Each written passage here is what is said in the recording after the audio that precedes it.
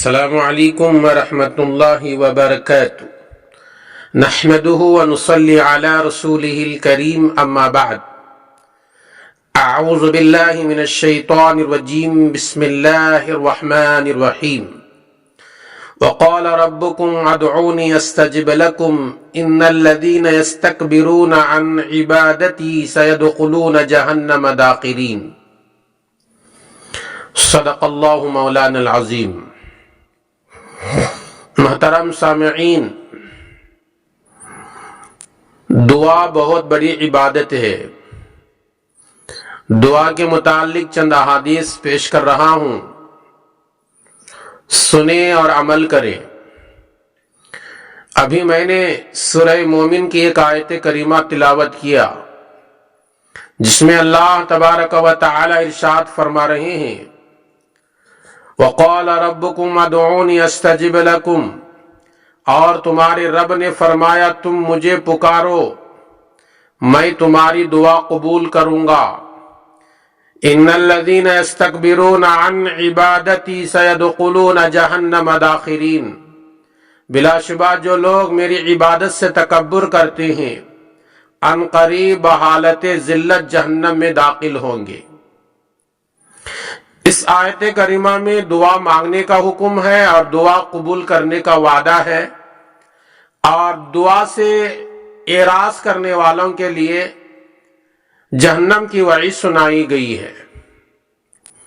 دوستو، دعا کے لفظی معنی ہی پکارنا، اور اکثر استعمال کسی حاجت اور ضرورت کے لیے پکارنے میں استعمال ہوتا ہے، اور دعا مانگنے میں جو کیفیت ہے، جو لذت ہے، اسے وہی بندے جانتے ہیں جو دعا کے طریقے پر دعا کرتے ہیں، اور دعا سراپا عبادت ہے۔ حضرت انس رضی اللہ تعالی عنہ سے مروی ہے، رسول اللہ صلی اللہ علیہ وسلم نے ارشاد فرمایا، الدعاء مخ العبادہ، ترمذی کی روایت، دعا عبادت کا مغز ہے۔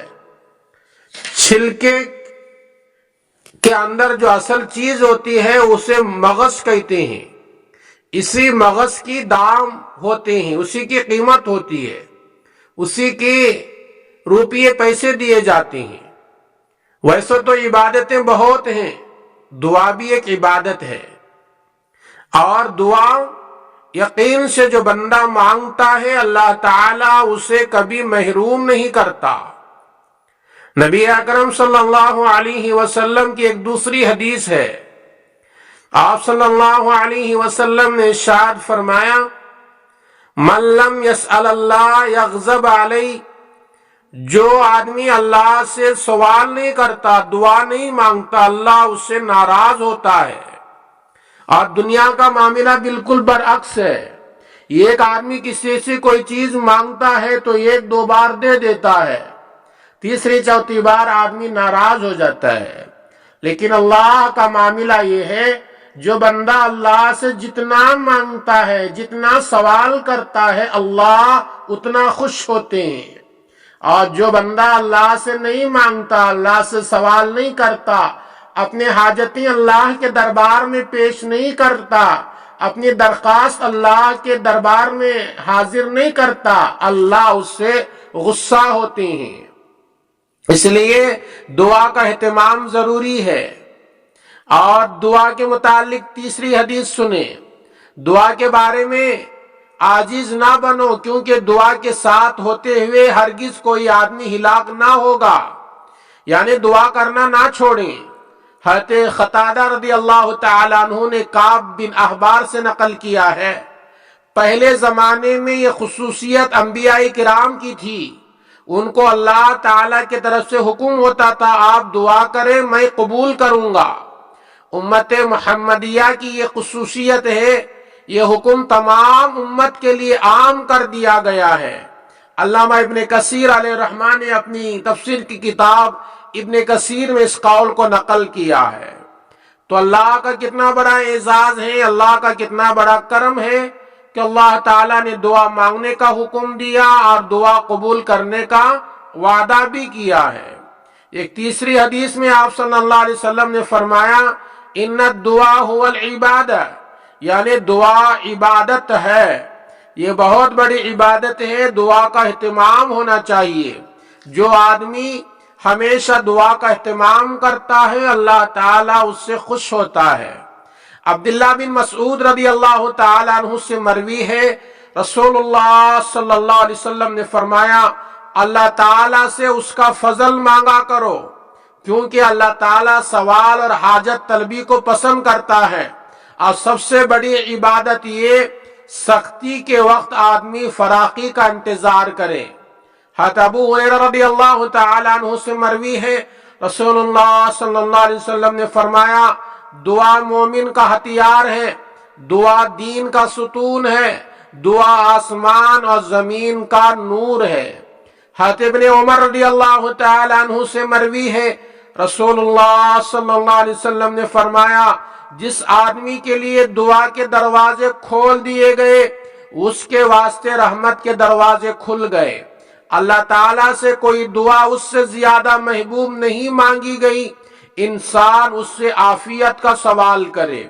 आदमी जब दुआ मांगे, सबसे पहले अल्लाह के दरबार में आफियत का सवाल करो। आफियत बहुत भारी जुमला है, इसमें हर जरूरत और हाजत का पूरा होना दाखिल है।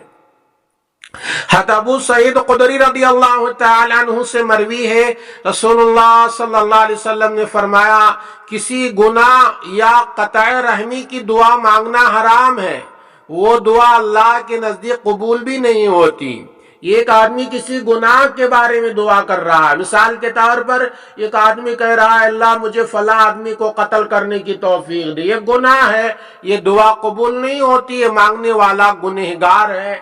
और इसी तरह एक आदमी क़ताए रहमी की दुआ कर रहा है, यानी रिश्तेदारी को तोड़ने की दुआ। एक बहन या भाई आपस में यूं दुआ कर रहे हैं, अल्लाह हमारे दोनों का रिश्ता तोड़ दे, दोनों में नफरत पैदा कर दे, ये क़ताए रहमी हुई। इस तरह की दुआ मांगना गुनाह है और ऐसी दुआ कबूल भी नहीं होती है। इन चंद अहादीस को सुनने के बाद पता चला दुआ बहुत बड़ी इबादत है, दिल की गहराई से मांगना चाहिए। और जो बंदा आजिजी से, इनकिसारी से दिल को हाजिर रखकर अल्लाह के दरबार में दुआएं मांगता है, अल्लाह कभी उसे महरूम नहीं करता। अल्लाह ताला से दुआ है कि अल्लाह तबारक व ताला हमेशा मरते दम तक उसी से मांगने की तौफीक अता फरमाए। आमीन। अस्सलामु अलैकुम व रहमतुल्लाहि व बरकातहू।